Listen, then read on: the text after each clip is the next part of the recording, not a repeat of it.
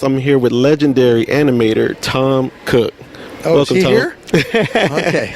Hi. So, Tom, how you enjoying Huntsville so far? Hey, it's been great. A lot of crowd yesterday. It was really busy. We're really busy? Yeah. Lots of fans and... Yes, it was awesome.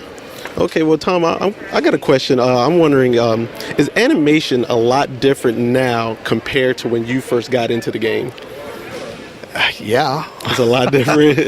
We used to use this thing called a pencil. Mm-hmm. Don't use those anymore. They don't use pencils no more, huh? Yeah, everything was all hand-drawn. So nowadays, you make what they call, well, at least in Flash, it was called a symbol. So it was like maybe the face. Mm-hmm. And you just move that face around instead of actually redrawing the face over and over and over. So it's simpler nowadays, but it's also not as... it doesn't look as good because it's the same exact thing. And then to make it look like it's moving, they squash it a little bit so it looks like it's bouncing and everything. It's just a really cheap way of doing it. Now, I'm a big He-Man fan. He-Man was like my baby growing up. How did you get involved with doing the animation for He-Man? Well, I had worked at Hanna-Barbera and Ruby Spears, and in 1981-ish, the actors went on strike. You know, all the regular actors, John Wayne and all those people. And we kind of saw the writing on the wall that they were going to be sending the work overseas to Japan and Korea.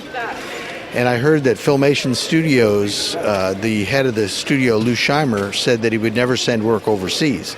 So I immediately moved over to Filmation. And after about a year of working there, working on Flash Gordon, Tarzan, something called Black Star, we heard that this thing He-Man was coming along, and so that's how I got started on that. And we all had to take a test to be able to be an animator on He-Man. Mm-hmm. So I had to come in the morning and work all day long, get this test done, and then they looked at the test and chose who was going to be animating from that.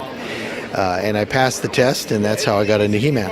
Oh, wow. You were also involved with She-Ra as well, right? Yeah, that was a couple years after. And She-Ra, the success of He-Man is what made the spin-off for She-Ra? Correct. Okay. I'm also a big Smurfs fan, surprisingly. I get a lot of riff for that. Did you have a favorite Smurf?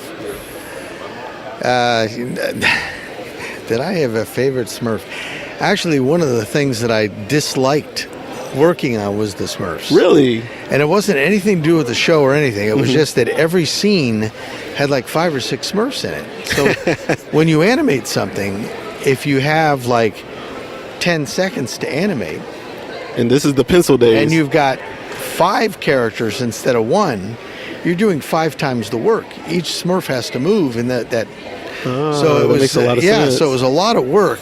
Thankfully, they were very simple to draw, but still, I had a scene where they were doing a tug of war.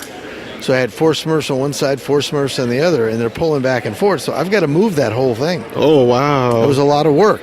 And so, yeah, it's funny that you like the Smurfs. And not that I love the Smurfs. I was a big, jokey Smurf fan. I thought the Smurfs was a really cute idea. I saw the toys years earlier in the store, and I said, wow, this would be a good cartoon show. And then a couple years later, I'm working on it. Okay. What was your favorite Hanna-Barbera? Probably Scooby-Doo or Super Friends. Those are 2 of the first things I worked on. I did Challenge of the Super Friends, is the one with the Legion of Doom. Mm-hmm. That's the one that a lot of people look back on as being the best. And I was a big Flintstone guy with Hanna-Barbera. Yeah, and I getting to work on the Flintstones, we did something called the New Fred and Barney Show, and I can remember as a little kid watching the Flintstones and sitting there and drawing Fred as quick as I could when he'd turn his face a certain way. Mm-hmm. And then I'd wait till he turned again and I'd do it again. And then the very first drawing I ever did for Hanna-Barbera was Fred Flintstone. Okay, well, hey, I appreciate it, Tom, man. It was an honor to meet you, man. I'm a fan of a lot of your work. Thanks so much. All right, thank you. Yes.